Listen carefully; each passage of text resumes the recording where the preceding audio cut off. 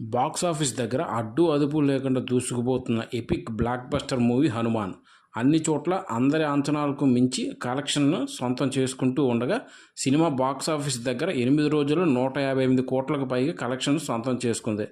ఇక సినిమా 9వ రోజు కలెక్షన్స్తో ఆల్మోస్ట్ 170 కోట్ల రేంజ్లో గ్రాస్ మార్క్ను అందుకోబోతున్నట్టు ఈ సినిమా లాంగ్ రన్లో అవలేలుగా 200 కోట్లకు పైగా గ్రాస్ కలెక్షన్ మార్క్ను సొంతం చేసుకోవడానికి సిద్ధంగా అవుతుంది.